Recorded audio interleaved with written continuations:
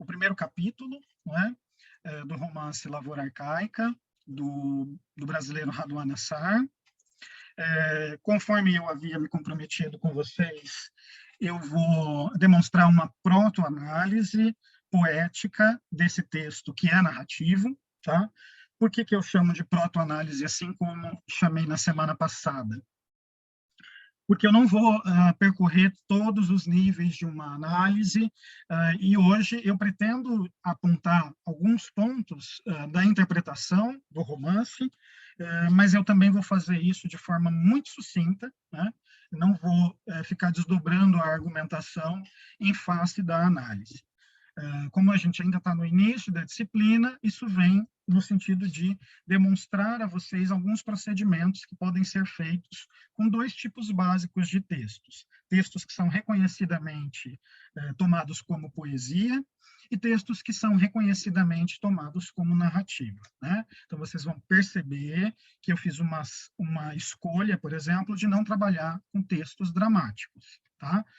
Isso não significa que a análise que vai ser proposta ao longo da disciplina não possa ser feita com textos dramáticos. Apenas que eu me senti mais confortável de propor a análise de um poema e agora a análise de uma narrativa que é reconhecida como romance. De início, vocês vão perceber que a minha fala é modulada, né? Eu estou falando de reconhecido como romance, reconhecido como poesia, porque nós vamos ver, a partir da leitura do Aristóteles, que, diferentemente de um discurso crítico que repete uma pretensa divisão canônica de gêneros, nós vamos ver na matriz aristotélica que os gêneros não são divididos em classes estanques, né? Que o Aristóteles propõe 3 critérios, que são o meio, o modo e o objeto da representação, mas esses critérios se cruzam e vão dar origem a textos naturalmente híbridos, né? E vocês já vão percebendo alguns dos meus posicionamentos contra algumas leituras contemporâneas, por exemplo, que vêm apresentar para nós ideias como a da hibridização dos gêneros textuais como se fossem uma novidade do nosso tempo. A minha defesa é que não, que isso já está no conhecimento da tradição a qual nós fazemos menção aqui. Tudo bem? Eu vou partilhar agora a minha tela para vocês poderem enxergar o texto conforme eu vou ponto a ponto. Professor, antes de começar a explicação, o senhor... já está gravando. Ah, não, desculpe, então. Não, sem porque problemas. não estava... Eu coloquei para gravar só... assim que eu terminei Agora de ler que o eu trecho vi. do poema. Tá bom. Obrigado. Bom, vocês fiquem à vontade para anotar perguntas que tenham, tá? Vocês vão perceber que vou falar de modo bastante confortável, por assim dizer, sobre esse texto. Isso tem um motivo. O que eu vou apresentar para vocês hoje é um trecho da minha tese de doutorado. Então, é um texto sobre o qual eu me debrucei um longo momento da minha vida. E vou falar dele por conta dessa proximidade, mas também com uma certa ansiedade e um certo nervosismo, porque, com exceção dos membros das minhas bancas de qualificação e defesa, essa é a primeira vez que eu falo sobre o conteúdo da minha tese. Isso tem um motivo pessoal, porque eu nunca tive vontade, e nem tenho vontade de ser o professor de um livro só ou de um autor só. Então, assim que eu defendi a minha tese, como a gente tende a falar muito sobre aquilo que estuda, logo depois da defesa, eu acabei não falando mais sobre o Raduan Nassar ou sobre o Lavoura Arcaica, sob o risco de não parecer que eu só sabia falar sobre aquilo. Isso me levou a esse momento que a gente chega, então. Bom, por que eu me debrucei sobre esse romance, não é? A minha dissertação de mestrado já havia se debruçado sobre um texto contemporâneo, um romance chamado A Morte Sem Nome, de um escritor paulista, que se chama Santiago Nazarian, no qual nós temos uma narradora que, em primeira pessoa, narrava em cada capítulo diferentes suicídios. Ela era uma suicida serial. Em cada capítulo, ela se mata de uma forma diferente no romance. No capítulo seguinte, ela volta a narrar como se nada tivesse acontecido e vai se matar de novo, e essas mortes vão se alternando. Ela vai morrer engasgada, ela vai se jogar de um prédio, ela vai pegar fogo, enfim, ela vai sofrendo uma série de atentados auto-infligidos ou acidentais, entre aspas, que geram essas mortes, né? E na minha dissertação eu buscava entender como era possível a personagem continuar narrando, ainda que fosse uma personagem suicida, né? Ela não se aproximava de um narrador defunto, como nós já temos na historiografia da literatura brasileira com Machado de Assis, mas a gente tinha esse problema de ordem de teoria da narrativa. E foi aí que eu me aproximei, então, da psicanálise freudiana, por meio do conceito de compulsão à repetição, que é um desdobramento da pulsão de morte, em que eu busquei e comecei a estudar, e isso também está presente aqui na tese, entender como os mecanismos da escrita literária, ou das artes como um todo, se utilizam estilisticamente da repetição como uma manifestação da pulsão de morte e da compulsão à repetição nos textos artísticos. Eu não vou me desdobrar na fala sobre as questões psicanalíticas, pretendo me concentrar nas questões de estilo. E a hipótese central, cujo trecho eu pretendo demonstrar a vocês, é a de que o Lavoura Arcaica, que é um romance que foi muito bem recebido pela crítica literária brasileira e que possui uma fortuna crítica muito extensa, na minha leitura faltava uma chave que dizia respeito à repetição no romance. Isso porque, consultando a fortuna crítica desse romance, muitos pesquisadores vão se voltar para a sua faceta lírica, porque a escrita do Raduan Nassar tem um viés poético extremamente elevado, e muitos outros vão se desdobrar acerca da faceta trágica do romance, uma vez que nós temos uma história, aos moldes gregos, com dois crimes, né? Crimes no sentido, inclusive, psicanalítico, porque são crimes previstos em Totem e Tabu do Freud, que são o incesto e o parricídio, né? Lavoura Arcaica conta a história desse narrador, que se expressa em primeira pessoa, o André, e o André está contando a história para nós a partir do momento em que ele está refugiado, ele fugiu de casa, devido a um relacionamento com a sua irmã, Ana, né? E a história vai se desdobrar e vai ser concluída por meio de uma cena final às avessas, né? Quer dizer, não é o André que vai matar o pai, tampouco a Ana, vai ser o contrário, né? Vai ser um filicídio, então é o oposto da tradição grega, em que o pai, visualizando a incestuosidade entre os irmãos, vai, ao que tudo indica, deferir um golpe mortal contra Ana, sua própria filha. Então, a gente tem uma tragédia familiar que está ancorada em uma violação de um tabu, que é o incesto. Bom, o que daria a dimensão trágica, né? Pensando nas hipóteses de Édipo e de Electra, né? Os complexos.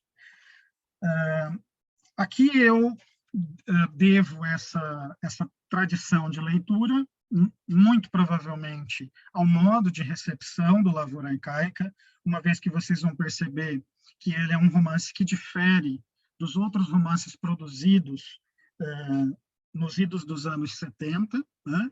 Então, a gente tem uma literatura brasileira que está reagindo aos contextos autoritários da ditadura no Brasil, e, de alguma forma, o Raduan está respondendo a isso mas diferentemente do que outros escritores naquele mesmo momento faziam, né? Enquanto a gente tinha uma literatura brasileira que se voltava, ora, para uma dimensão social, urbana, ou para um intimismo também urbano, o Raduan Nassar desloca o núcleo da narrativa para um âmbito rural, né? Para uma lavoura. Então, a gente tem uma ambientação e uma tematização que diferem um pouco do contexto de produção de outros escritores que estavam em voga na sua época. O que eu me propus, então, foi verificar em que medida a repetição era um elemento fundante nesse romance. Fundante por quê? O romance tem uma peculiaridade, que foi o que chamou a minha atenção e me fez estudá-lo, que é uma das suas cenas principais, em que a família está reunida para uma comemoração e há uma dança em formato de roda, na qual a Ana, que é a menina que vai se envolver com o irmão, ela dança no centro da roda, né? E ela, obviamente, é motivo da atenção dos olhares de todos, especialmente dos olhares dos homens. Acontece que essa cena ela é repetida no romance integralmente. É a mesma coisa, né? E a primeira vez que eu li esse livro, lá nos idos de 2003, quando eu me preparava para fazer o vestibular da UFMS, em que esse livro era leitura obrigatória, me causou curiosidade por que um escritor repetiria um trecho do seu próprio texto integralmente. Eu fiquei com isso na cabeça, me parecia curioso, lá na minha ingenuidade dos 15 anos, por que colocar as mesmas palavras na mesma ordem do mesmo jeito? Eu voltei a isso, então, no doutorado, então, isso também é uma espécie de repetição, para poder entender como isso acontecia. E percebi, já com um olhar mais dedicado, que a repetição não se dava de modo integral. Havia uma pequena mudança. E essa mudança se dava nos tempos verbais. De modo que a cena, na primeira vez que é anunciada, ela é enunciada com os verbos no pretérito imperfeito, e da segunda vez, quando ela é repetida com os verbos no pretérito perfeito. Então, o meu trabalho também foi passar pela dimensão do aspecto do verbo em português, no que diz respeito à duração e ao tempo, para entender como isso acontecia. O trabalho, então, foi demonstrar, por todos os níveis do discurso, desde o nível fonético-fonológico até o nível discursivo, como acontecem as repetições no romance, né? A repetição mais aparente, ela se dá no nível discursivo, porque o André vai ser um protagonista muito semelhante ao filho pródigo da parábola, né, constante nas escrituras, nas Sagradas Escrituras, que é a história do filho que retorna à casa e ouve o sermão do pai. Isso vai acontecer exatamente com o André, não é? Mas eu queria entender como isso se dava em outros níveis. E é isso que eu pretendo demonstrar para vocês agora. Por que eu li o primeiro capítulo antes de falar da análise? Porque eu espero que chame a atenção de vocês o fato de que o romance é totalmente fundado em repetições, mas que elas não são óbvias, elas não se dão de modo aparente. Mas com uma análise mais acurada, elas começam a aparecer. A primeira delas que eu chamo a atenção de vocês se dá logo no início do primeiro capítulo, e ela diz respeito à sonoridade que é construída por meio de assonâncias e aliterações, né? Então, vocês podem perceber que o romance começa com os olhos no teto, a nudez dentro do quarto, róseo, azul, violáceo. O quarto é inviolável, o quarto é individual, é um mundo, quarto catedral. Vocês percebam que a gente já tem o eco de rimas finais, né? Como individual, catedral, o que já ecoa poesia, mas a gente também tem uma reiteração de vogais como O e E, e uma reiteração de sons nasalizados. Nu, em, in, né? Por que isso é importante de se chamar a atenção? É muito comum que textos poéticos que acionem sons nasalizados, pela natureza dos sons nasalizados serem internos, né? Os sons nasais, eles não são projetados para fora, eles são projetados dentro do nosso aparelho fonador, né? Eles ressoam do nosso nariz para baixo em direção à nossa faringe. Então, são sons que tendem a uma introspecção, contrário de sons explosivos ou vocálicos, que tendem a uma extrospecção, né, que se voltam para fora. A gente vai ter uma constância de sons nasais, o que tende a uma introspecção, e isso é significativo à medida que o romance é construído por uma voz em primeira pessoa, que elabora essa história na sua própria mente, e daí vocês se lembrem daquilo que eu falava, né? A análise formal, ela só tem sentido se ela tiver ressonância no plano de conteúdo. Então, não adianta nada o romance inteiro ser caracterizado por vozes nasais que podem ser atribuídas a uma introspecção e o romance não tem um caráter introspectivo, né? Tecnicamente, a boa literatura faz a correspondência entre o seu plano de expressão e o seu plano de conteúdo. E nós temos, além do conjunto de nasalizações, o uso da sibilante vocalizada, que é o Z, né? Nudez, róseo, azul, né? Que se junta a essas nasalizações. Então, a gente tem nudez. Vejam como essa palavra vibra, né? Nudez, violáceo, azul, inviolável, né? Eu chamaria a atenção, especialmente pelos conjuntos de assonâncias que a gente tem formado por esses pares de ditongos, né? Iô e iu, na sua reduzida. Então, violáceo, inviolável, róseo. Viô, inviô, róseo. Né? Vejam, a primeira vez que a gente lê o romance, se a gente lê só com os olhos, esse uso de aliteração ou de assonância, ele não é o que chama a nossa atenção primeiro, né? Nós estamos prestando atenção mais na história, nos acontecimentos. Isso porque, como eu falei para vocês anteriormente, há uma tendência ao modo narrativo de chamar mais atenção para suas ações e menos para o seu ritmo, enquanto para o modo lírico, poético, há uma tendência a se chamar mais atenção para o seu ritmo e menos para o seu conteúdo, mais para a sua forma e menos para o seu conteúdo. No caso do Lavoura Arcaica, uma leitura atenciosa permite que nós enxerguemos que essas instâncias elas se dão simultaneamente, né? Muito bem. Por que esse exercício, né? Ele está proposto a partir de uma ideia de analisar formas narrativas a partir de teorias do gênero lírico, né?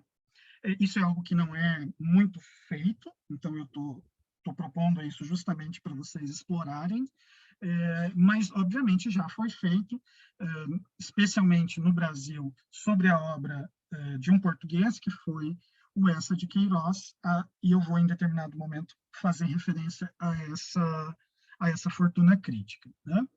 Mas isso já havia sido proposto acerca do Lavoura Arcaica pelo professor André Luiz Rodrigues, que é um professor da UNB, que defendeu a ideia de que há uma circularidade e mistura de gêneros no Lavoura Arcaica.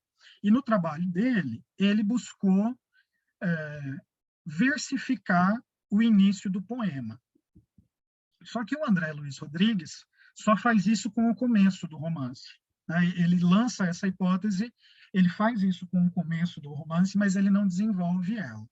Então, um dos trabalhos que eu tive foi levar essa proposição adiante para o romance inteiro, para ver se ela se sustentava, né? Para fazer a devida referência, eu trouxe o que o André Luiz Rodrigues fez, que foi decompor o início do romance em algo parecido com um poema, né? Então, os olhos no teto, a nudez dentro do quarto, róseo, azul, violáceo, o quarto é inviolável, o quarto é individual, é um mundo, quarto catedral, onde nos intervalos da angústia se colhe de um áspero caule na palma da mão a rosa branca do desespero, pois entre os objetos que o quarto consagra estão primeiro os objetos do corpo. Vocês percebam que o trabalho dele ressoa, de fato, uma possibilidade, né? Ao olhar o começo do romance decomposto como se fosse um poema em versos, se a gente não conhece o romance como tal, a gente poderia facilmente acreditar que isso é um poema, porque o uso da linguagem evoca uma certa noção de poesia que está no senso comum. Nós temos algumas presenças de rimas finais, como é o caso de individual e catedral, temos o uso de assonâncias e aliterações, como eu já chamei a atenção de vocês. E há um aspecto do texto do Radwan Nassar que nos favorece essa interpretação, que é o fato de que ele tende a não usar pontos finais, né? Então, nós temos um texto que é todo composto por coordenação, né? Ora por orações subordinadas, claro, mas a maior parte do texto é composto por coordenação em imagens que vão se sucedendo umas às outras pelo uso de vírgula e de ponto e vírgula, o que faz com que a leitura obrigatoriamente continue, né? Ela só costuma pausar no fim de cada capítulo, onde há um ponto final, e daí é como se fosse o fôlego para a retomada de leitura. Fora isso, o leitor é algo como que obrigado a sempre continuar lendo.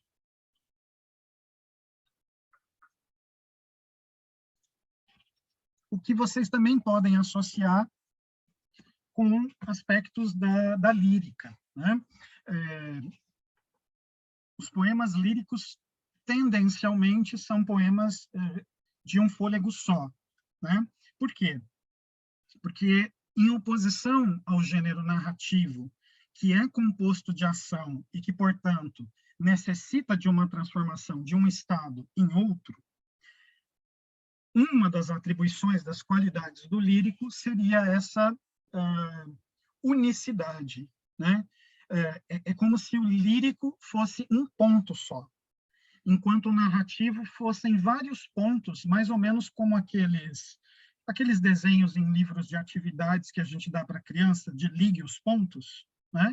A narrativa seria um ligue os pontos, em que cada ponto é um momento da ação e a narrativa é o encadeamento dessas ações e suas conexões umas com as outras. A lírica, não. A lírica, ela é um momento no tempo. A narrativa é a mudança do tempo. A esse respeito, o próprio Jonathan Culler vai falar. Existe narrativa quando existe transformação. E um dos primeiros exemplos do qual a narrativa se expressa é o tic-tac do relógio, uma vez que o relógio não faz tic-tac, né? O relógio faz um barulho só, tic-tic, por exemplo. Quem atribuiu o sentido de tac foi o ser humano, ao dizer que tic corresponde a um antes e que tac corresponde a um depois. Então, houve uma passagem de um antes para um depois, né? A narrativa estaria assentada na transformação do antes para o depois, enquanto a poesia se sustentaria em um momento único no tempo, né? Que é um estado ou uma propriedade atemporal, né? Então, o poema ou cria uma imagem de um tempo que é um ponto, que é uma coisa só, que não se transforma, ou ele expressa uma temporalidade que parece ser atemporal. O que isso significa? O lírico, ainda que explore momentos temporais diferentes, o faria como se esses momentos estivessem em suspensão, né? Como se eles fossem atemporais, como se eles estivessem fora do domínio do antes e do depois, porque o domínio do antes e do depois é o domínio da narrativa. O fato de que o romance, volto então ao Lavoura Arcaica, o fato de que o romance do Radwan Nassar tem essa peculiaridade de que os capítulos são construídos em uma sequência, que não há um ponto final, que há uma sucessão de informações e de estados, levaria a uma aproximação com o gênero lírico, porque haveria um caráter de atemporalidade ou de um tempo mítico que é circular, e daí, obviamente, a Fortuna Crítica já apreciou muito bem o fato de quando você fala de uma lavoura, você está remetendo a um tempo que é circular. Esse tempo não é à toa, né, muito próximo da narrativa das escrituras sagradas, não somente da Bíblia cristã, né, mas também da Torá e do Alcorão, em que, em figuras diferentes, materializam a ideia de que há tempo de plantar e há tempo de colher, e a lavoura é essa circularidade entre plantar e colher, tá? Ou seja, o romance do Raduan também, de alguma forma, se dá num movimento circular, e o círculo, ele é aquilo que é fechado em si mesmo, portanto, algo que se repete, tá? E daí viria essa suspensão da temporalidade.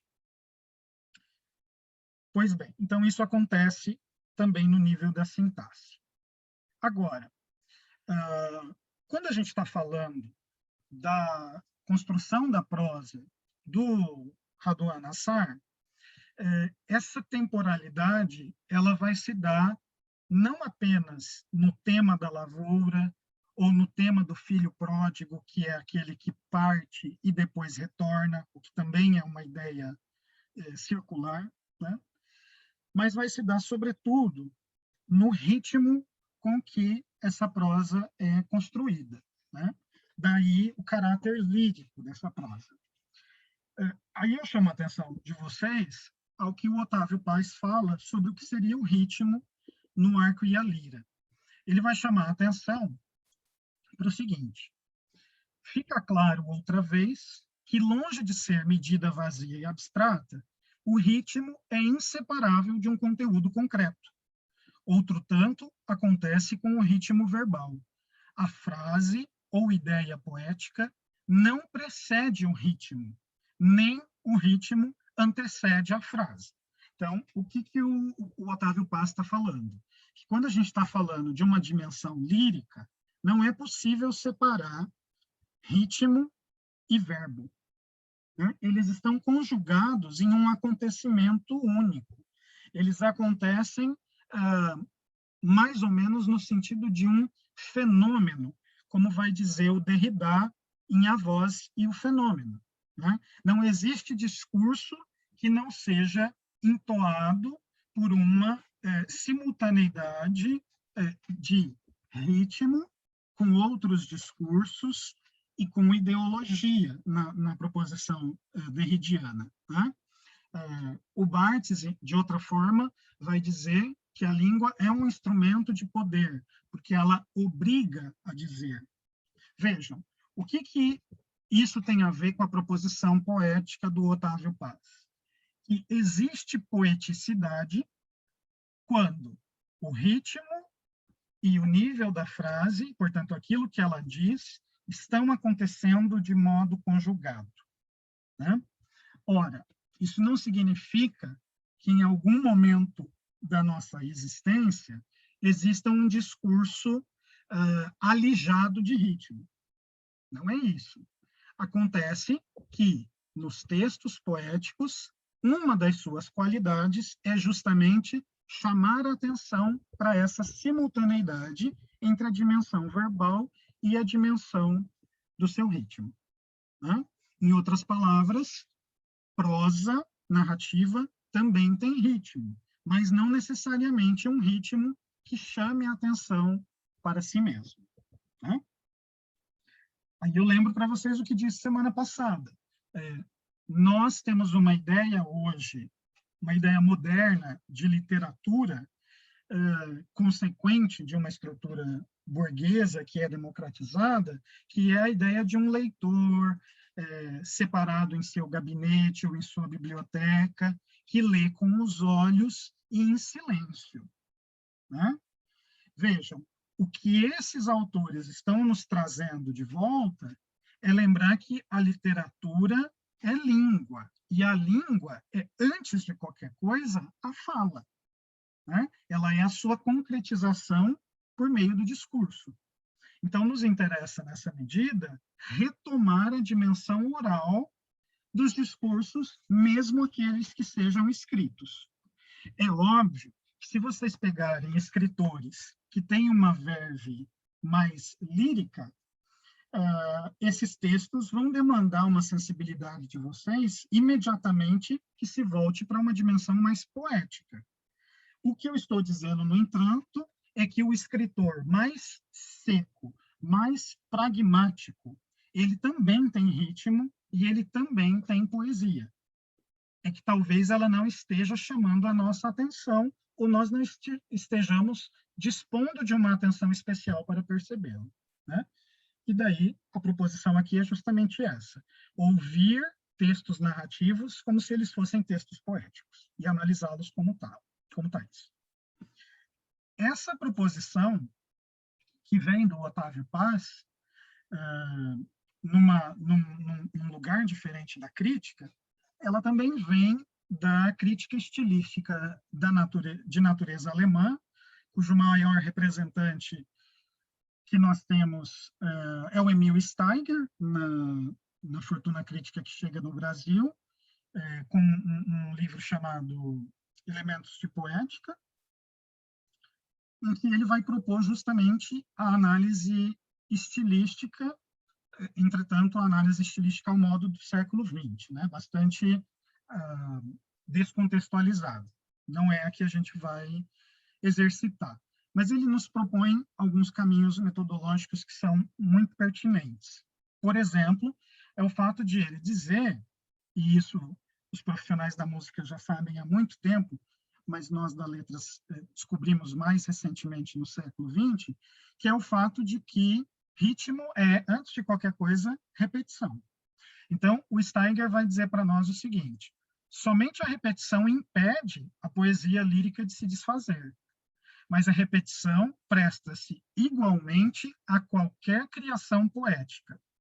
Vejam, ele não está falando apenas de poesia lírica.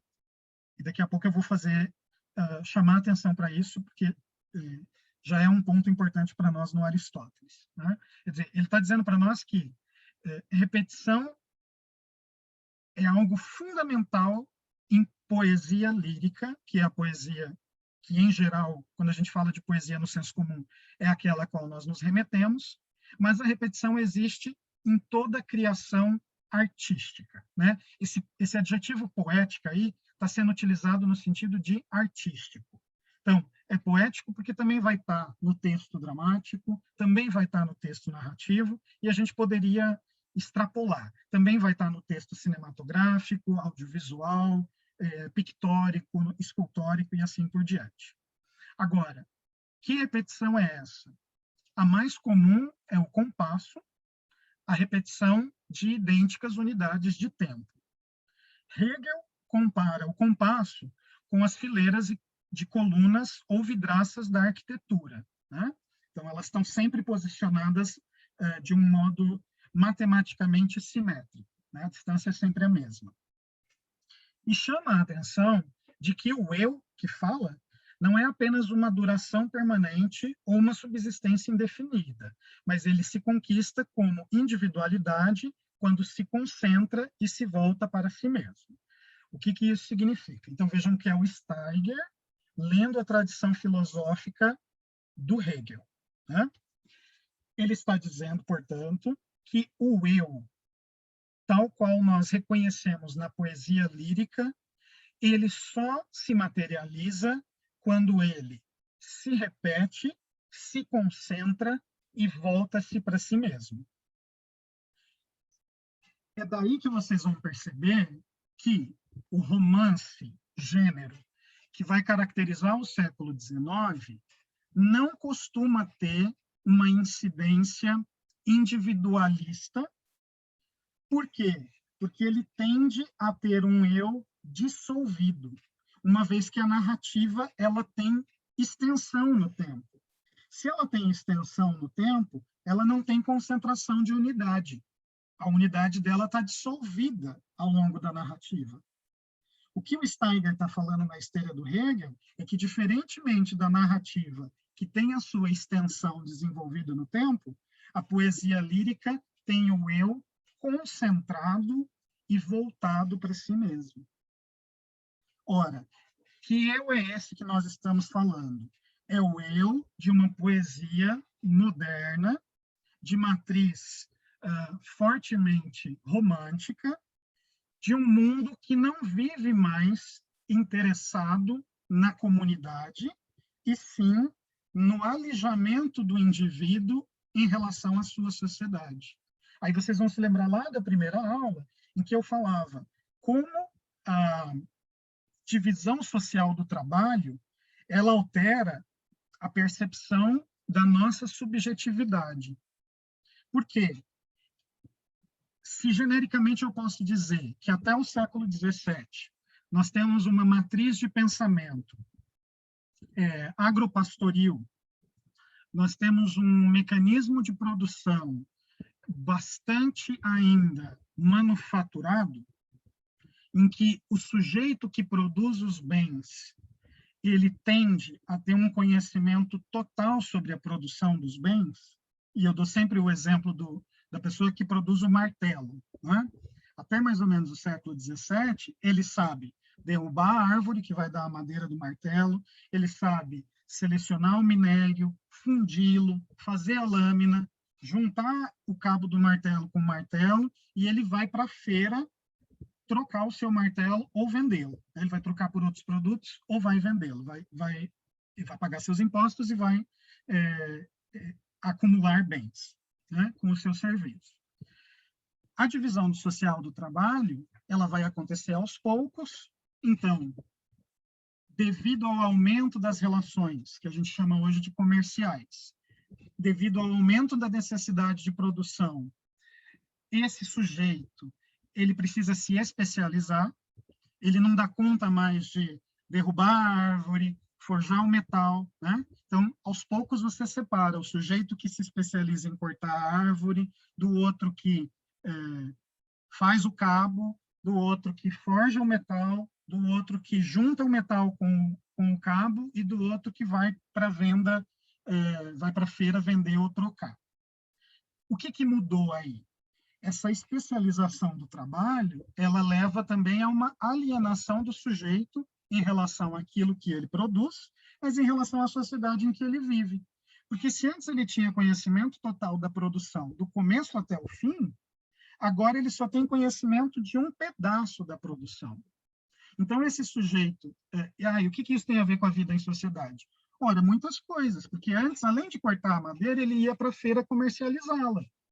Se ele é um sujeito alienado, que vive só de forjar, e tem outra pessoa que pode ir para a cidade fazer as trocas, ele não necessariamente vai ter o mesmo convívio social com a comunidade que ele teria se fosse ele mesmo a ir lá na feira trocar, conhecer as outras pessoas, conversar com elas, estabelecer relações amorosas e sociais. Agora não, ele precisa produzir muito diante de uma forja de ferro, e é isso, ele vai se tornar um trabalhador alienado, que acorda para trabalhar, dorme para descansar, para trabalhar no outro dia.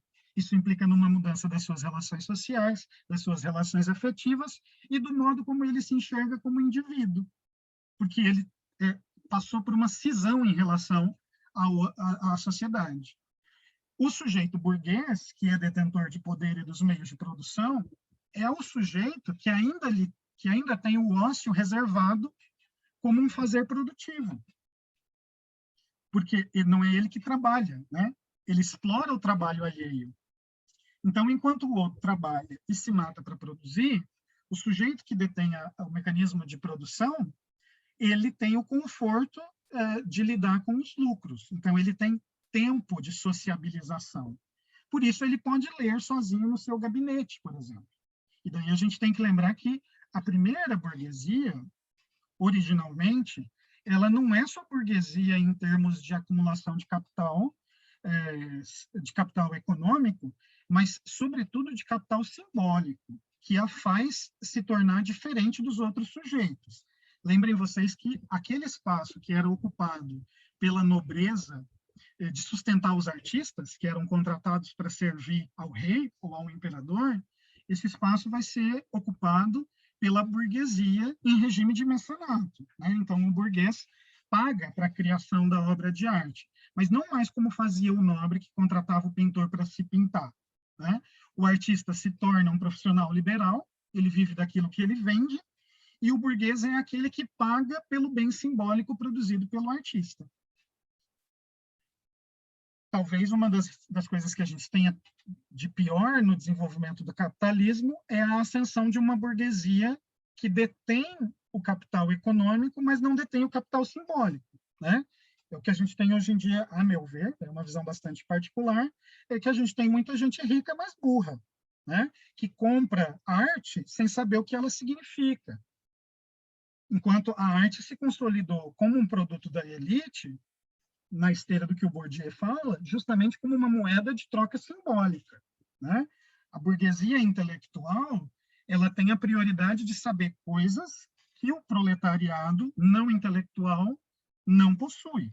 E a grande defesa do Bourdieu, em uma medida bastante superficial, é dizer o seguinte: olha, nós, trabalhadores, muito provavelmente nunca chegaremos a ocupar posições econômicas de concorrência com essa burguesia. Mas quando a gente estuda, quando a gente aprende o conhecimento historicamente construído por essa burguesia, nós estamos construindo capital simbólico. Então, a gente não pode concorrer com ela em termos do nosso dinheiro acumulado na conta do banco, mas nós podemos concorrer com elas em termos discursivos, né? Nós nos apropriamos dos bens simbólicos da elite para fazermos frente a essa elite. Por que eu estou falando isso se estou falando de poesia? Porque eu estou fazendo uma protoanálise de um texto literário canônico, ainda que seja um texto da década de 70, mas é um texto que já se assentou no âmbito do cânone da literatura brasileira.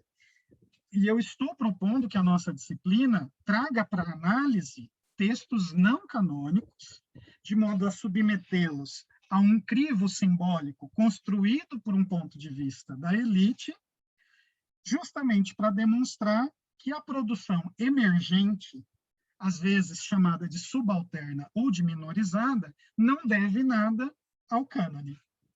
Quer dizer, a gente está tentando reverter a moeda simbólica fazendo uso justamente dela, né?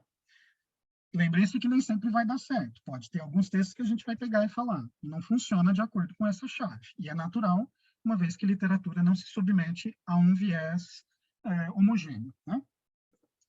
Bom, eu falei tudo isso porque falava da repetição e da importância da repetição para a ascensão desse sujeito individual, né? Que se volta para si mesmo.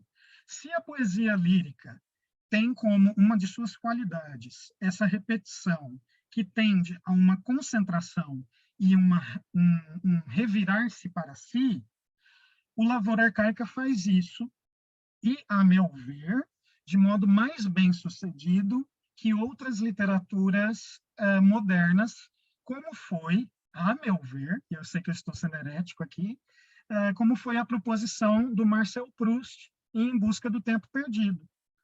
Enquanto Proust levou toda uma vida literária, 7 livros para ficar elaborando o eu, na minha proposição, o Radouin conseguiu fazer isso em um romance condensado, que é lírico justamente porque não está na extensão do tempo, mas na sua condensação. Bem, essa repetição da qual eu falo, ela vai acontecer em diferentes níveis. Eu já dei alguns exemplos para vocês, no nível do som, né? Muito rapidamente, mas vocês vejam que isso vai passar para o nível dos sintagmas.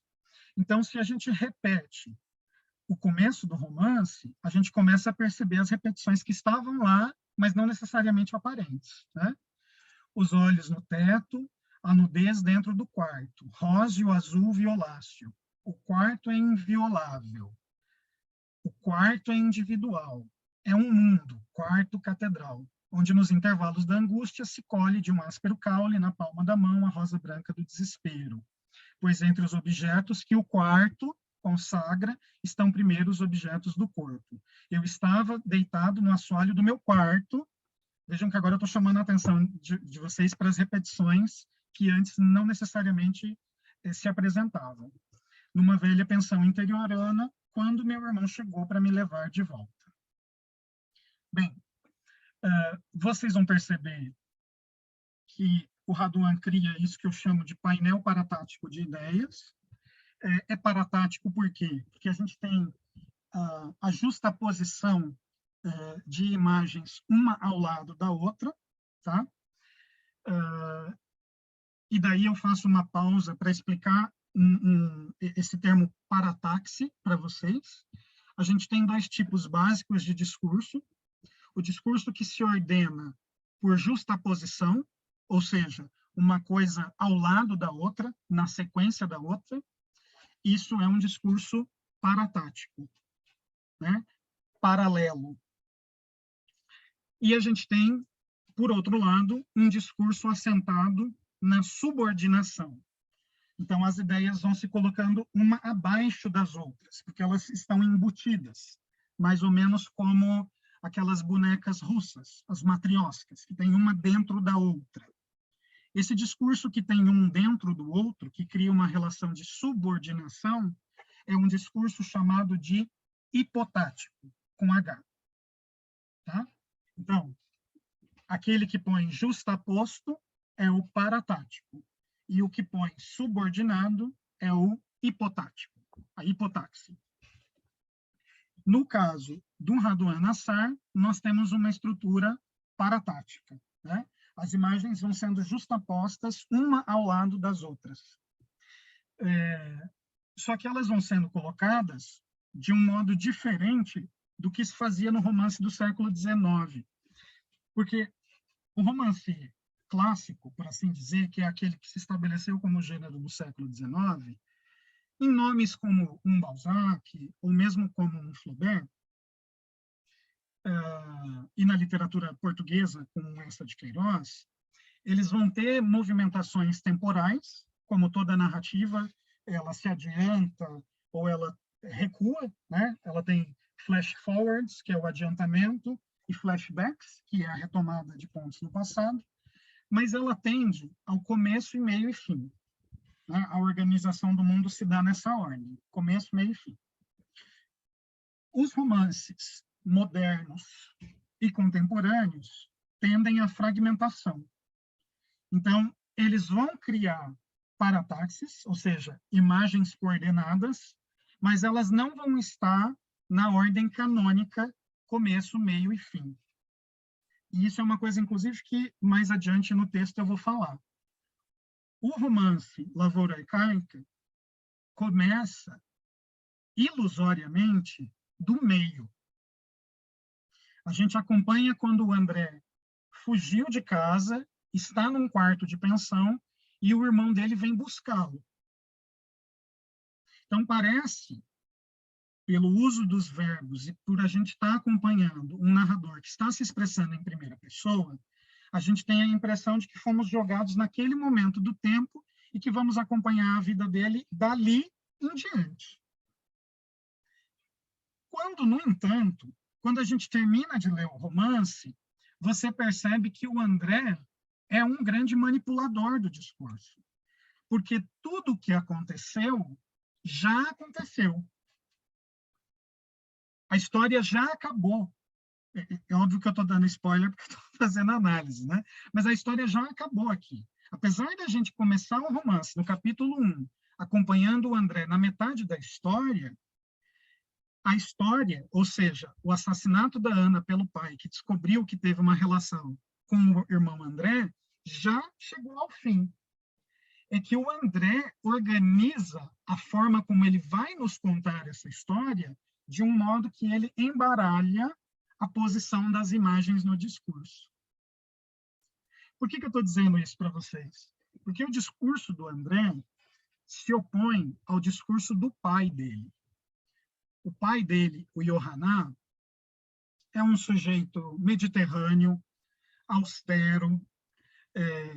A adaptação desse livro para o filme é muito bem feita, vocês podem até já conhecer o filme Lavoura Arcaica. Tem como ator que faz o Yohaná, a gente esqueceu o nome do homem agora, Raul Cortez, é um sujeito austero, né? E o Yohaná é austero no seu discurso. Ele tem o discurso da família, o discurso das escrituras sagradas, da posição dos filhos à mesa. O Yohaná é o discurso da ordem. Ele é o discurso da conservação. Ele é o discurso da família e do bem. Enquanto o nosso personagem André é o discurso da ruptura. Ele vai de choque em relação ao pai. Ele não quer obedecer à autoridade do pai. Então, o pai dele fala, olha, o amor que você vai encontrar, porque o André se envolve com prostitutas quando sai de casa. E o pai dele fala, o amor que você vai encontrar é o amor que nós temos dentro da família. O André é perverso, né? Ele desvia da ordem. Então, ele vai dizer justamente isso para o pai dele numa das oportunidades, quando ele vomita a verdade. Ele vai dizer assim, eu fiz exatamente o que você me falou para dizer. Eu encontrei o amor dentro de casa. O amor da minha irmã. Quer dizer, vejam, ele pega o discurso da ordem do pai, o amor está dentro de casa, e converte para justificar o próprio incesto. Ele joga contra o pai o próprio discurso, se utilizando do discurso. Mas ele faz isso se desviando do discurso do pai. Enquanto o discurso do pai é ordem, e, portanto, começo, meio e fim, o discurso do pai é bíblico, né? Ele tem Gênesis, ele tem o começo, ele tem o seu desenvolvimento, ele também tem o seu apocalipse, ele tem a previsão do seu final. Né? O discurso do André, não, ele é desviante. Ele é o que o André vai chamar de epilético. Ele tem um discurso epilético.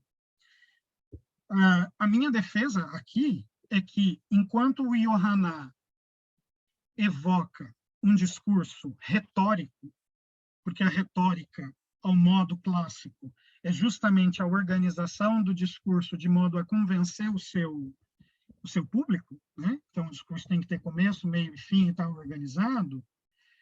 O André tem um discurso poético. Ele absorve o que é retórico e tira do lugar, convertendo em algo poético. E, portanto, não necessariamente ordenado. Por isso que ele é paratático. O discurso da ordem é hipotático, porque o discurso da hipotaxe é aquele que subordina as ideias. O discurso poético do André, ele é contra a ordem, contra a subordinação. Ele é insubordinado. Então, ele não pode ser hipotático. Ele é paratático. Porque quando você coloca as ideias uma ao lado da outra, você não está criando hierarquia entre elas. Você está colocando elas em pé de igualdade. Tudo bem? Até aqui? Eu vou fazer uma pausa na minha fala, porque eu vi que o chat está pipocando e eu não estou vendo o que vocês estão falando. Professor. Oi? Oi, Lígia? Você pode repetir rapidinho, só esse finalzinho que eu não entendi. O discurso do pai é hipotático, e do André, ele é paratático. Por quê? Só essa diferença, eu não entendi por quê. Por quê? É porque a hipotaxe é uma figura de subordinação. Sim. Então, você tem uma ideia principal que se desdobra em ideias subordinadas a ela. A hipotaxe cria uma hierarquia na ordem sintática. Enquanto a parataxe, que é uma disposição lado a lado, ela é contra a hierarquia, porque se é lado a lado, ela cria uma ideia de virtual, né, de igualdade, porque as coisas estão uma ao lado da outra, elas não estão uma subordinada à outra. Assim, o pai tem um discurso hipotático, porque o discurso do pai é vertical, é da ordem, né, é da manutenção e conservação de uma estrutura, que é a estrutura da família, que ele vai repetir tanto. Enquanto o discurso do André está numa posição horizontal. Ele coloca uma coisa depois da outra, não porque o que vem antes é mais importante do que vem depois, mas é porque as coisas estão ordenadas como se fossem um painel em que ele vai justapondo imagens. E, portanto, todas elas têm o mesmo nível de importância. Ficou mais claro? Sim. Veja. Obrigada. Por nada. O que acontece, Lígia, é que o romance é narrado pelo André na primeira pessoa. Então, nós não vemos o discurso do pai senão pelos olhos do André. Né? Então, quando a gente lê o romance, o discurso do pai, que é hipotático, já foi quebrado pelo André. A gente sabe que o pai é autoritário, a gente sabe que o pai é conservador, porque o André nos conta isso. Mas o texto que o André nos conta já é um texto horizontal, paratático. Porque ele já pegou o discurso do pai e quebrou em pedaços e colocou um ao lado do outro. Né? Se o André reproduzisse a estrutura do pai, o discurso do André seria hipotático, também na forma, mas não é. Ele é anárquico, né? Ele é subversivo, ele quer desfazer o discurso do pai. Você pode perceber que o Pedro, que é o filho que vai buscar o André no quarto de pensão, o Pedro é uma repetição do pai, Yohaná. O Pedro fala e o André ouve o pai falando no Pedro. Porque o Pedro está numa posição de repetição sem diferença do pai. O André cria uma repetição diferente. Ele absorve o discurso do pai, digere e vomita de volta da forma como ele quer. No caso, para combater a autoridade do pai. Né? E eu estou falando isso no nível da sintaxe. Né? Vejam, eu estou falando sobre como as orações são colocadas no nível da frase. Né? Elas são colocadas uma depois da outra, com vírgulas ou ponto e vírgulas, e vão sendo justapostas, quase que... Não é infinitamente, porque o romance tem um fim, né? Mas ele termina em aberto. Vocês vão perceber. Eu posso até mostrar, inclusive.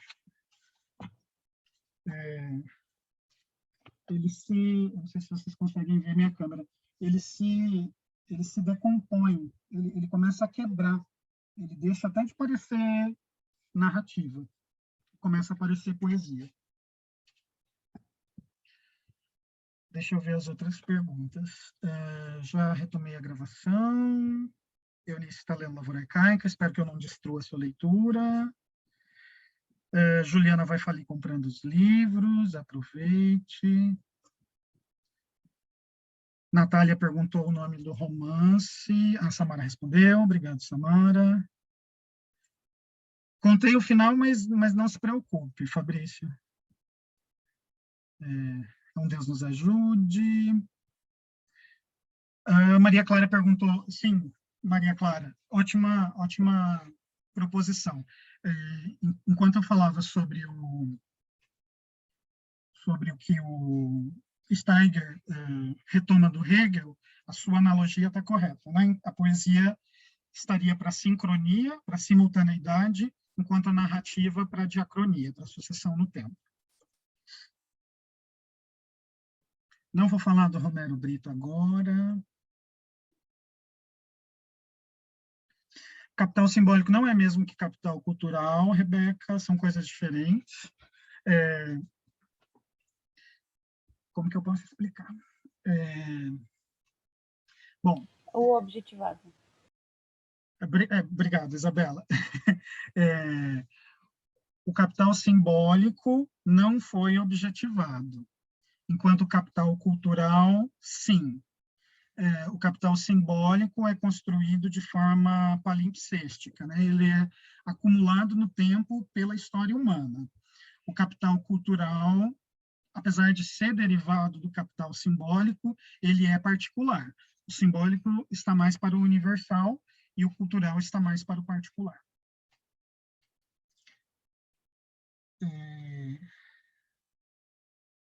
Marisa perguntou sobre a leitura de textos não canônicos em relação a uma proposição decolonial.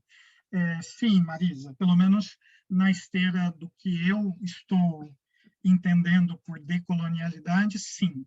né, diferentemente de uma proposição descolonial, que acredita que é possível descolonizar, o que eu estou propondo é uma ideia de decolonialidade, em que as estruturas coloniais elas são entendidas como um processo histórico inalienável da história dos sujeitos, mas aos quais podem ser respondidos por uma luta anticolonial ou anticolonializante, né?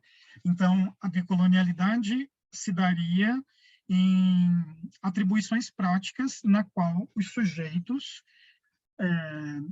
não negam a tradição colonial, reconhecem nela a sua violência, mas buscam responder a ela não com outra violência que seria o apagamento dessa história, que já é o apagamento, e sim a apropriação do que essas estruturas trouxeram, de modo a dar visibilidade para aquilo que elas apagaram, né? E essa é a minha proposição. Eu não estou negando os textos canônicos, não estou negando o cânone literário, estou propondo uma consciência crítica sobre as estruturas que formaram esse cânone e a revisão do cânone com a sua dilatação, colocando em visibilidade aquilo que ele invisibilizou. Espero ter respondido. Então, seria, sim, uma questão de decolonialidade e não de descolonialidade.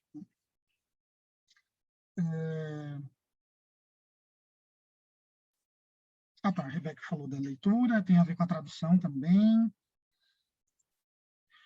Wanderson perguntou do paralelismo, suponho que quando eu falei de parataxe, né? Então, é paralelismo mesmo, que é o posicionamento lado a lado. Inclusive, você vai ver, Wanderson, que o posicionamento dos capítulos, ele se dá mais ou menos como uma pintura, né? É que a literatura, por ser feita com a língua, ela obriga uma coisa a ser dita antes da outra. Mas os capítulos, eles formam como se fosse um políptico na nossa frente, né? O que seria um políptico? Seria uma pintura com diferentes quadros, em que em cada momento você vê uma das cenas que está sendo construídas. Mas essas cenas não estão colocadas numa ordem, entre aspas, natural das coisas, né? Quando você vê as pinturas do Hieronymus Bosch, que é um pintor que eu gosto bastante, ou mesmo pintores cristãos, como Giotto, que criam pinturas que são divididas em duas, os dípticos, ou em três, os trípticos, eles criam uma narrativa que tem uma ordem de começo, meio e fim, né? Então, eu vou me virar assim para vocês me verem. O que está na esquerda seria o começo, o que está no meio seria o desenvolvimento, o que está na direita seria o fim, nessas pinturas mais clássicas. Até no Bosch é assim, né? O céu está de um lado, a terra está no meio, o inferno está à direita. Ou o céu está em cima, a terra está no meio, o inferno está embaixo.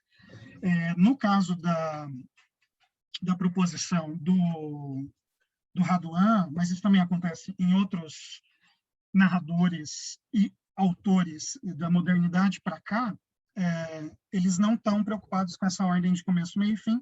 Então, é como se eles criassem pinturas que posicionam em ordens embaralhadas, né? Então, você olha que a nossa leitura ocidental, ela é da esquerda para a direita e de cima para baixo, né? Eu começo lendo por aqui e vou para a direita.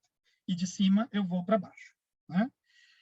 Se eu pudesse organizar o romance do Raduan Nassar, eu não poderia colocar pensando nessa ordem de que o que está primeiro é o que está na esquerda e o que está por último é o que está na direita ou embaixo.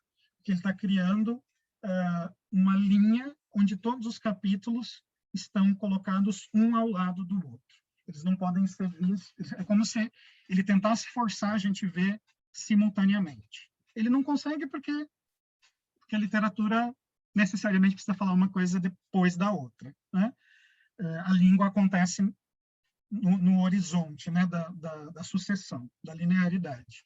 Mas ele cria esse efeito ao organizar a sintaxe de modo, como você bem usou a palavra, paralelístico, né, uma coisa ao lado da outra.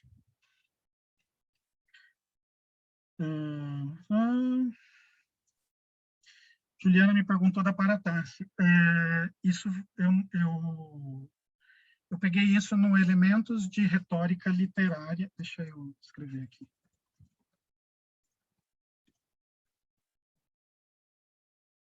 Do Elementos de Retórica Literária do Lausberg, que é um retoricista alemão que lê a tradição retórica latina. Lá ele vai falar disso quando falar de sintaxe.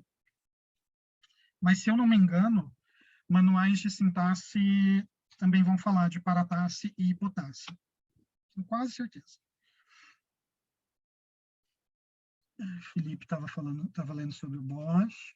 Tá vendo? Tem sincronia de pensamento. Ok. O José Fleur perguntou do Proust. O Proust, José, ele, a meu ver, e é óbvio que isso tem um motivo, né? Eu estava escrevendo a minha tese, estava defendendo meu peixe. O Proust, a meu ver, e eu entendo que o Raduan, entre aspas, só pode escrever o que escreve em razão do legado de um autor como Proust, mas o Proust gasta muito tempo para criar o efeito que ele cria no Em Busca do Tempo Perdido. A minha impressão, José, é de que o Raduan consegue atingir um efeito muito semelhante, reservadas as diferenças de propósitos entre os dois, com um romance muito mais conectado com o nosso tempo, porque é muito mais breve, muito mais conciso. Não é objetivo, porque é um romance bastante subjetivo, mas em comparação ao Proust, seria mais objetivo. Daí a minha defesa. Professor. Oi? Permite? Pois não? Claro que você estava defendendo sua tese, não podia ir contra. Seria, no mínimo, fugir à própria ideia. Mas, quando o senhor falava agora, me veio à mente um outro autor que também discorre, que também tem como elemento o tempo, que é o Thomas Mann, em A Montanha Mágica. Sim. Ou seja, o Thomas Mann, então, teria feito de forma mais concisa, embora em um baita livro, o caminho do Proust. Sim, mas eu ainda defenderia a superioridade do Lavoura Arcaica, José. Mas isso tem um motivo por conta da minha escolha teórica. Eu trabalhei na tese com narratologia francesa, do Gérard Genet, e o discurso da narrativa, que é o livro utilizado até hoje para se ensinar narratologia no Brasil, via Carlos Reis, por exemplo, no conhecimento da narrativa, o Genet construiu o discurso da narrativa por sobre a obra do Proust. Então, quando eu faço a comparação, é via Proust e não via Thomas Mann, por conta da apropriação teórica que eu fiz da narratologia genetiana. Então, meu argumento vem do fato de que o Genet se debruçou sobre a produção literária do Proust para desenvolver uma teoria da narrativa moderna, por assim dizer. Estou usando moderno genericamente, que engloba o contemporâneo. A minha proposição não foi criar uma teoria da narrativa em cima do Lavoura Arcaica, mas demonstrar em que medida o Lavoura Arcaica, à luz da teoria da narrativa do Genet, demonstra a concretização daqueles procedimentos que no Proust estavam dissolvidos ao longo de um grande romance e que o Raduan Nassar atualiza de modo mais conciso e pontual.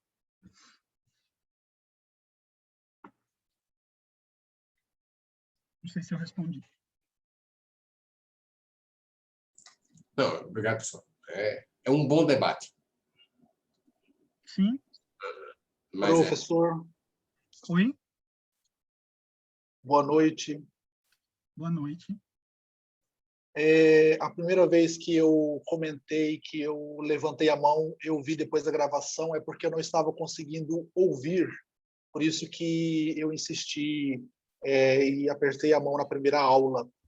Eu estou lendo ainda o livro, né? Não terminei ainda, mas achei muito interessante o aspecto do olhar. Não sei se você trabalhou isso, mas ele demonstra não apenas não coloca os olhos apenas como visão, mas também apresenta aí parece que uma fonte de transmissão de sentimentos, né? Eu observei a repetição por várias vezes dessa palavra e me concentrei, até risquei várias vezes essa palavra. Achei bastante interessante. Sim, é muito pertinente o que você observou. Tem uma tendência, e a gente vai ver daqui em alguns outros trechos, em que você tem algo de outro modo, mas algo que a gente já viu no poema da Micheline Verunski, que eu diria que tem a ver com a tradição mediterrânea a que o Raduan Nassar faz remissão, que é a coisa dos sentidos. Então, a gente tem muito a forma como as pessoas olham, como elas sentem, tem muito o tato, a forma como elas se tocam, né? Os cheiros das coisas e os gostos que as coisas têm. Então, você vai perceber que os verbos que indicam vontade, que são os volitivos, eles tendem a ter um acompanhamento com imagens que se referem aos 5 sentidos. Em relação ao tato, você tem muito a imagem da terra, sentida pelos pés, do caráter de umecção, de umidade, sentido pelas mãos, especialmente quando fala da cabrita, né, que ele cria e que vai ser o primeiro contato sensual dele. Em relação ao cheiro, vai ser o cheiro das roupas íntimas, que vai ter conexão com uma aproximação também da sexualidade, assim como a terra, e eu já vou chegar aí nisso.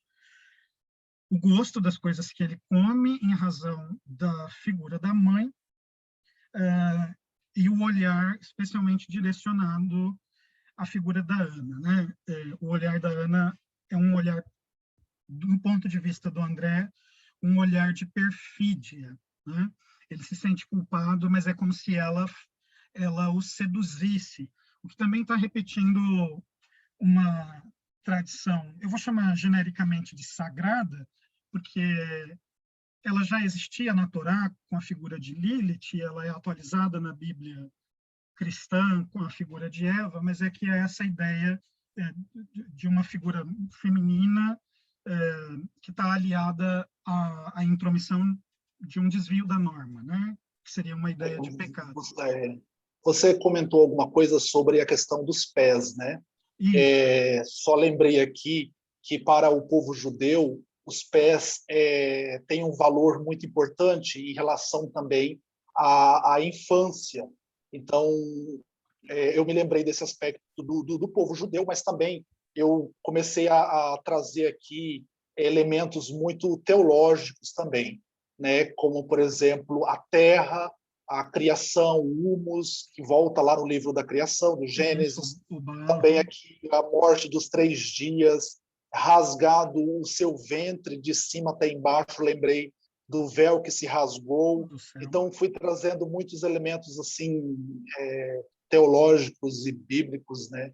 E judaicos também, porque, queira ou não, o cristianismo nasceu do judaísmo. Né? Isso.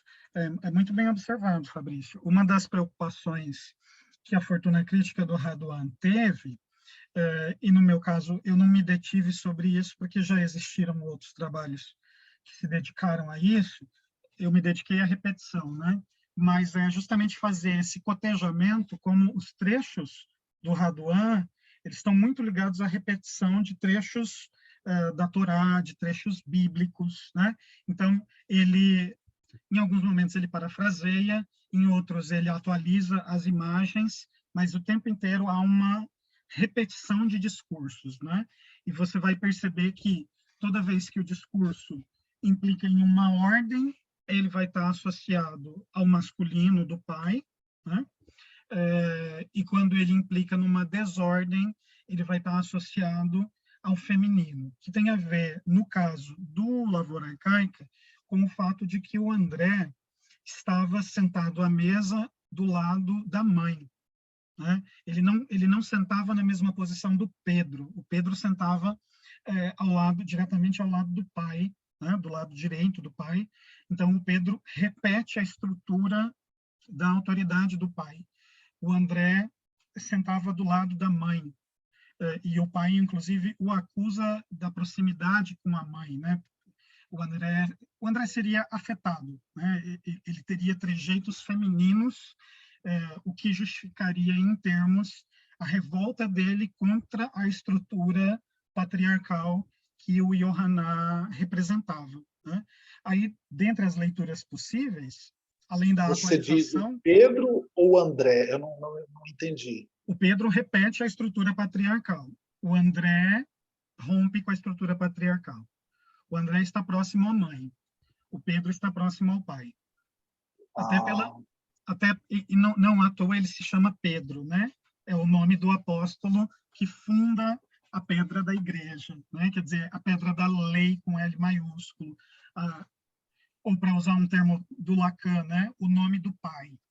O Pedro assenta a palavra paterna, enquanto o André se desvia do patriarcado, se desvia da ordem do totem e tabu, né? Pensa, por exemplo, agora na esteira do Freud, em que medida a ordem de totem e tabu se dá justamente pela manutenção do poder do macho, né? Isso vai repercutir, por exemplo, na tragédia do Édipo, em que, ainda que inconscientemente, o Édipo mata o próprio pai para ocupar o seu lugar diante da mãe. O André não mata Yohaná em termos de parricídio. Acontece o contrário, né? O pai mata a filha. Então, Yohaná atenta contra Ana. Mas o André, ele mata o discurso do pai. Ele desfaz o discurso do pai, né? Ele ocupa a posição que o pai não tem na narrativa, que esse é um narrador que se expressa em primeira pessoa. Toda vez que Yohaná fala, ele fala via memória do André, né? Em termos de narratologia, por conta de uma focalização, né? O André é quem tem a voz, o André é quem fala, mas em alguns momentos da narrativa é o pai quem vê, mas pelos olhos do André. Então, ele precisa filtrar o discurso do pai por meio das suas próprias palavras. A gente não tem acesso ao discurso do pai diretamente, somente mediado pelo André. E, mais do que isso, a gente não tem nunca o discurso da Ana. A Ana não fala. A Ana só olha, né? E daí eu volto ao começo da sua observação. A Ana só olha. Tudo na Ana é o olhar. E o final, a cena final, que vai conduzir ao momento mais trágico, né?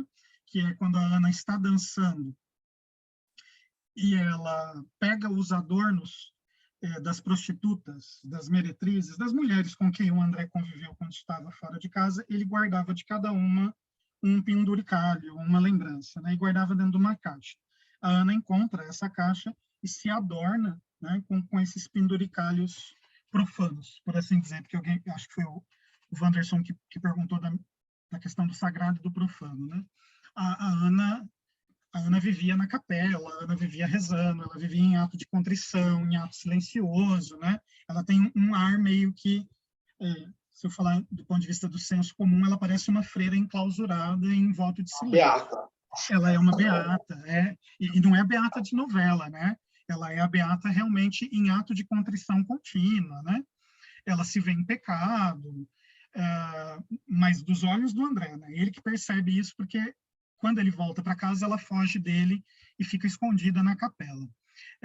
Quando ela pega as coisas da caixinha dele e vai dançar na comemoração, né, na festa que o pai dá para o filho que tornou a casa, a cena trágica vai se dar quando o Yohaná olha para Ana dançando.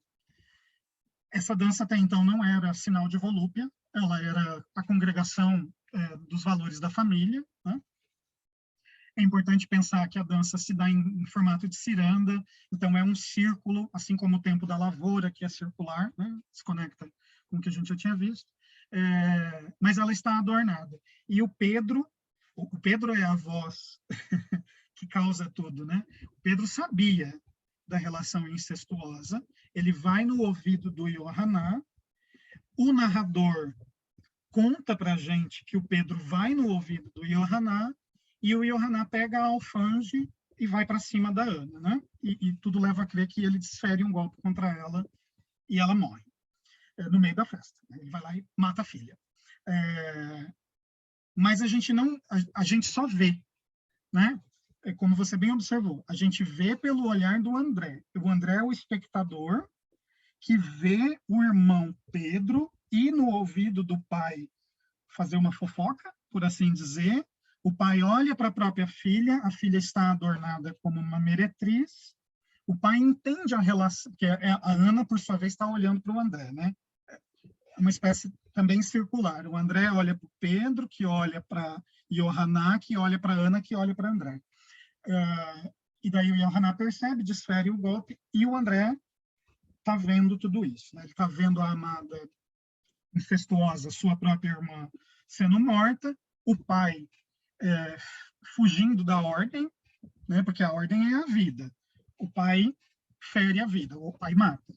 Então, e esse é o grande lamento / regozijo do André no final do romance, porque o romance não acaba, de fato, na cena da morte, né? O romance acaba um tempo depois, com o capítulo 30, que é um parênteses, em que ele vai falar, em memória do meu pai, transcrevo as suas palavras, né? Por isso que eu disse que ele já sabe, quando a gente começa a ler o romance, a gente acha que está no meio, mas ele já está no final.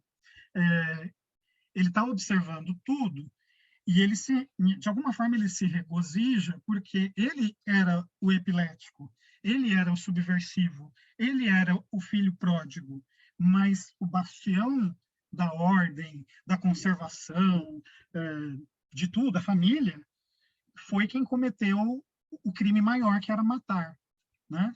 Quer dizer, no ponto de vista do André, os crimes têm uma hierarquia. O amor pela irmã não é criminoso. Ele não se vê como incestuoso, né? Quem olha para ele como incestuoso é o seu pai. Então, é o pai dele que vê, que no fim das contas, é o pai dele que desfere desvia da ordem. Do ponto de vista dele, ele não, ele está cumprindo o que o pai falou.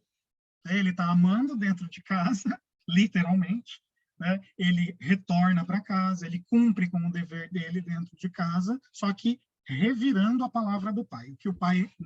No que o pai é ordem, nele é desordem, né? Ele tem um discurso, e você, obviamente, vai saber dizer se isso que eu estou dizendo é correto melhor do que eu.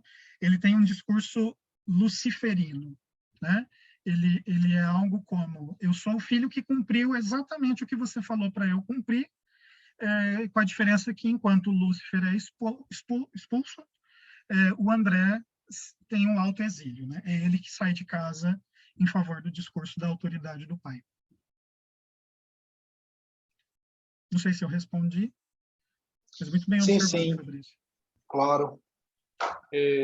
Também você tinha comentado sobre a questão na aula passada da poética de Aristóteles, né, sobre a intenção.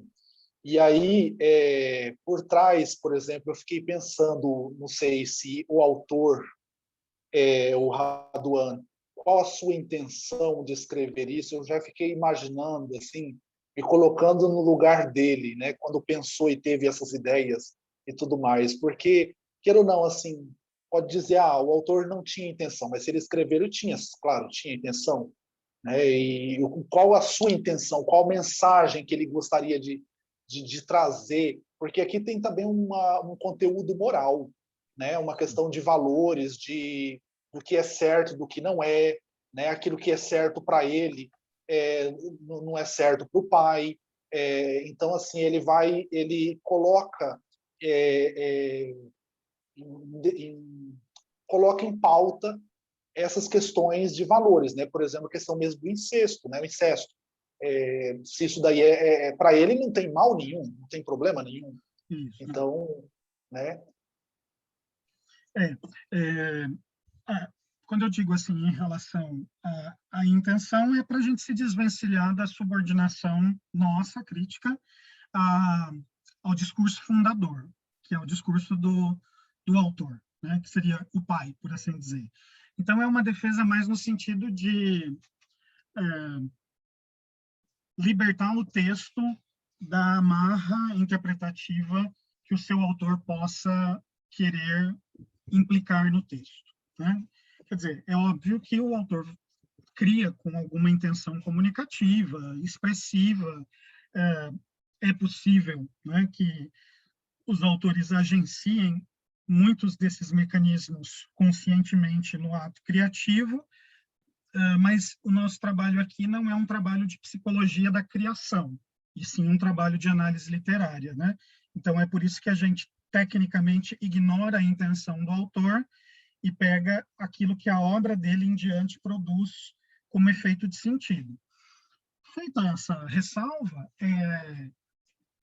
eu acho que não tem como não pensar nesse momento, e isso, eu já adianto algo que eu ia falar na conclusão daqui da exposição, que o Raduan está escrevendo num contexto de fechamento, de não democracia no Brasil, né? Então, não é um texto que nós associaríamos a priori como uma resposta à ditadura civil-militar no Brasil, porque é um texto que está falando de um contexto familiar, é um texto, né, que está... Chegou na minha hora de fazer a resposta aqui do intervalo. Mas ele tá respondendo a esse recrudescimento de discursos conservadores que estão sendo agenciados, né? A Mariana lembrou ali, ele foi publicado em 75. Então, a gente vai ter uma geração de escritores que estarão respondendo diretamente a esse recrudescimento das estruturas autoritárias que estão se dando, obviamente, no Brasil, num contexto imediato, mas em diferentes lugares do mundo, mas ele faz um texto que diverge dessa ameaça antidemocrática, né? Aparentemente, porque aqui é um conflito familiar entre pai e filho, pai é uma autoridade que o filho se revolta, né? Então, um leitor perspicaz vai fazer as devidas associações em nível de autoridade nacional com quem está se impondo como pai, cujo discurso é da verdade. Então, o texto dele tem um quê de subversivo, né? Porque quando a gente lê, ainda que nós não compactuemos moralmente, porque a moral não está dentro do texto, a moral está em nós, né? Eu posso moralmente dizer que é condenável a relação incestuosa do André. Mas enquanto eu leio o romance, o posicionamento do André como um narrador em primeira pessoa, ele me obriga a uma perspectivação. Enquanto eu leio, eu não sou eu, Wellington. Eu me coloco na posição da primeira pessoa, André. E, de alguma forma, a leitura é justamente esse ato de empatia com os valores que o André está veiculando, né? Ainda que, veja, uma leitura conservadora do Lavoura Arcaica, e uma leitura que, inclusive, em relação a outros objetos artísticos, existe, inclusive no Brasil hoje, poderia dizer, e eu acho que é absurdo e nenhum de nós vai pensar isso, que o romance do Raduan está fazendo uma apologia ao incesto no Brasil, né? Veja, é uma visão ingênua de arte achar que a gente vai ler Lavoura Arcaica e vai querer sair transando com a própria irmã, né? Não vai, porque justamente isso foi estilizado pelo autor, né? Você consegue perceber muito bem que o André, ainda que um personagem incestuoso, ele tem uma questão maior sendo discutida, que é a subversão da autoridade do pai, em cumprimento dessa própria autoridade, né? Então, eu diria que se há um valor aqui que torna esse livro perigoso, como em geral os bons livros são, é justamente o caráter subversivo que ele aflora, né? Quer dizer, ele ao fim e ao cabo tem um narrador que está dizendo, olha, qualquer autoridade paterna, totalitária, deve ser questionada, deve ser deposta do seu lugar de poder.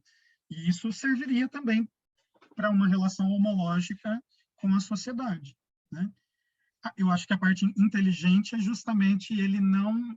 E não tem problema se o escritor tenha feito isso, mas o legal é ele estar falando dessas estruturas totalitárias sem ter falado de governo, presidente, nada, né? Ele está falando de uma família rural que parece que não tem nada a ver com a nossa vida, mas está atualizando valores do nosso tempo. Uma coisa que vai acontecer também, e foi isso, eu não sei se o Lenine já chegou na aula, mas que eu comentei com o Lenine na defesa oral dele de projeto para entrar no mestrado, que também acontece no Tordo Arado do Itamar Vieira Júnior. A gente tem uma estrutura familiar rural, em que vai acontecer, vou chamar de... É uma tragédia, mas é uma espécie de delito, que vão colocar em cena valores conservadores e clássicos, entre aspas, da sociedade brasileira, como as relações escravagistas, o coronealismo de determinados locais que emanam discursos não cosmopolitas, não democráticos e assim por diante, né? Em alguma medida, o Raduan inaugura essa tradição na literatura brasileira, que na época dele estava muito preocupado em narrar os problemas urbanos, as relações sociais mais imediatas, né? Isso porque o Brasil, a gente não pode esquecer que diversos discursos governamentais no Brasil, desde a década de 30 principalmente, eles têm um viés de progresso que é urbanizador das cidades, né? As cidades precisam, aliás, o Brasil precisa se tornar urbano, industrial, né? E a maior parte da produção literária do Brasil vai, não vou dizer necessariamente, porque soaria determinista, mas ela vai responder a esse viés urbano que a sociedade brasileira está passando de modo acelerado no século XX. O Raduan destoa dessa produção ao recuar em termos de um Brasil agrário, né? Então ele vai se diferenciar, inclusive, em relação a isso. Parece que ele até também, depois de escrever, ele voltou agora para a morar no interior, parece, né? Numa fazenda. Ele é um escritor que sofreu de mutismo, né? Ele publicou... ele só tem 3 livros publicados, é uma obra muito breve, e ele se retirou da cena literária completamente, né? A última entrevista que ele deu foi para o Cadernos de Literatura Brasileira, do Instituto Moreira Salles, e ele falou claramente, eu não vou falar mais de literatura, não adianta vocês ficarem me perguntando, eu não escrevo mais literatura. É óbvio que esse mutismo literário, em termos de nós leitores, cria uma expectativa, né? Você nunca sabe se dá para acreditar nele ou não, etc. Mas ele se desvencilhou da criação artística, foi literalmente criar galinhas. Ele inclusive tinha uma fazenda no interior de São Paulo que doou para a criação de uma universidade no governo Lula. Ele esteve envolvido com a criação do Partido dos Trabalhadores no Brasil. Até hoje, as manifestações que ele deu são de ordem político-partidária. Então, quando a Dilma foi deposta da presidência, ele apareceu publicamente para defendê-la. Quando Lula foi condenado, ele apareceu publicamente para defendê-lo. Quando a anulação do julgamento do Lula aconteceu, ele apareceu de novo, mas é só em momentos políticos que ele demonstra o seu engajamento, e ele não admite falar de literatura, e não fala. Obrigado, valeu a reflexão. Eu que agradeço, Fabrício, muito bem pontuado. Wellington, posso falar pois um não? pouquinho? Pode, depois é a Isabel. Se eu estiver errada, aí você, por favor, me corrija. Mas, assim, parece-me, né, na leitura da obra, que essa construção de autoimagem que ele faz, até que você falou, há pouco, né? E essa amenização, acho assim que aparece não sei se é uma amenização, uma eufemização, parece que no discurso dele há sempre é tratado o mal, ele é posto, mas ele é tido como ele é eufemizado, eu acho, né? Eu acho assim, ele não joga de uma vez, né? E aí, conforme você foi falando aqui, eu fiquei pensando, né? Isso se trata de uma manipulação desse narrador em primeira pessoa, porque como você falou, né? Quando você vai lendo, né? Quando você vai fazendo a leitura da obra, você vai tendo seu olhar, mas a partir do que o André está falando o tempo todo, né? Então, será que isso é uma forma dele manipular o leitor, né? Nessa narrativa para trazê-lo, né? Para suas questões, porque você coloca ali, ele se revolta com o pai, ele tem as questões de enfrentamento e tudo mais, mas ao mesmo tempo ele ameniza muita coisa, foi o que você falou, né? Não vê como algo errado, ele traz esse discurso, então assim, faz parte desse jogo do discurso dele para convencer e deixar a gente preso na trama, para só ao final a gente compreender realmente. O que você acha? Eu acredito que sim, e defendo justamente isso, só que muda o tipo de manipulação. Enquanto o pai tem uma manipulação retórica, e a retórica é da ordem do convencimento, a manipulação do André é poética, e, portanto, ela é da ordem da sensibilização. Aquilo que o pai faz, porque aquele que discursa quer convencer o outro da sua verdade. O poeta não quer convencer ninguém da sua verdade. O poeta quer expressar a sua verdade. Então, à medida em que o Yohaná é retórico, porque quer convencer de uma verdade, que é uma verdade total, né? E, querendo ou não, o eco de um discurso religioso diz respeito a uma visão unitária do mundo, né? de totalidade da divindade ou coisa do tipo, o discurso poético do André, ele não se direciona para o unitário, mas para o fragmentário, né? O Yohaná condensa, o Yohaná fecha o discurso, o André estilhaça e abre o discurso. Tanto é que você e vocês todos devem ter percebido que toda vez que eu vou falar sobre a morte da Ana, eu falo, é possível morte da Ana. Por que é a possível morte da Ana? Porque em nenhum momento se fala, a Ana morreu. Não se fala isso. Em nenhum momento. Né? Você vê o pai tirando a alfange, indo na direção da filha, e daí todo mundo grita, né? É a antepenúltima fala, na página 194. O Lula, que é o filhinho mais novo, ele grita, pai, pai, pai, e a fala vai sendo disposta na página de uma forma que você percebe que parece que o grito vai aumentando, porque é o desespero de ver a tragédia acontecendo, né?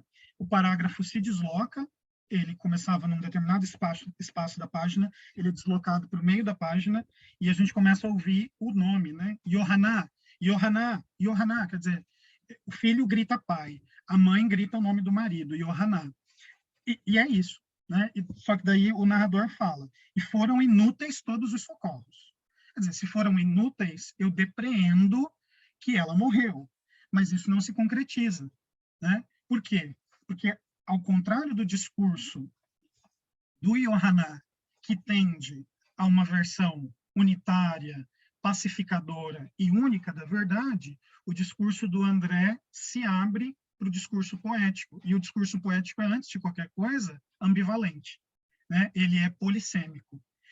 Tem uma outra cena que eu já ouvi uma pessoa defendendo isso, e ainda que eu mesmo acredite nessa hipótese, ela não pode ser afirmada.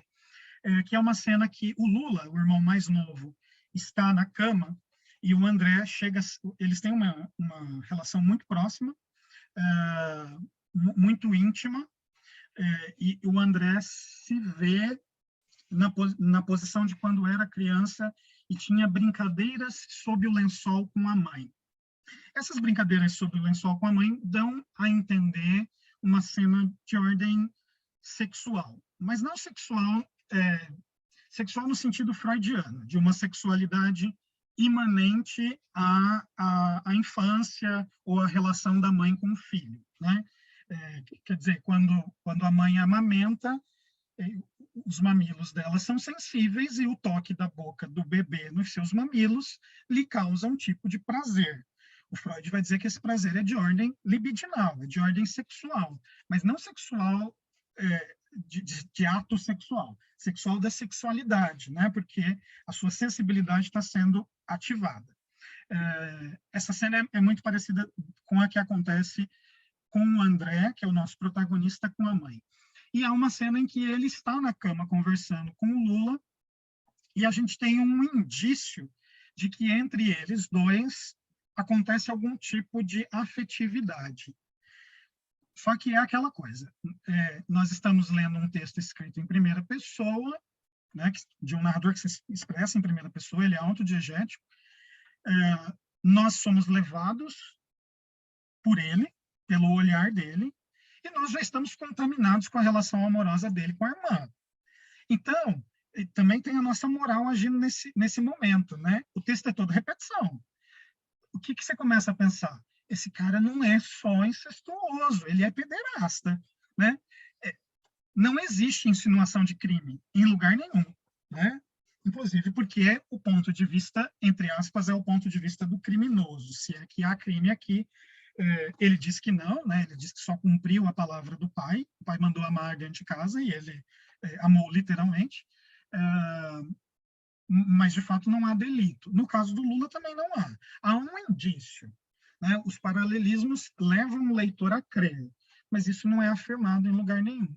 Então, voltando à sua pergunta, Flávia, e tentando respondê-la, sim, eu acredito que ao discurso de manipulação retórica do pai, existe uma resposta de manipulação poética do André. A diferença entre as duas manipulações, portanto, é que a manipulação retórica tende ao fechamento e a um convencimento do seu espectador, enquanto a manipulação poética, ela é, pelo contrário, a sensibilização para o estado de coisas. Não sei se eu respondi. Obrigado. Isa, você está com a mão levantada, você ainda quer perguntar? Eu quero, mas eu quero depois do intervalo que você vai falar sem parar da minha pergunta. Tá bem. Isso vocês vão me bater. Não, eu já tô terminando, não vou falar tudo que eu tinha programado, não, senão a gente nunca começa a falar da poética. Nós podemos, então, fazer uma pausa agora em relação ao horário.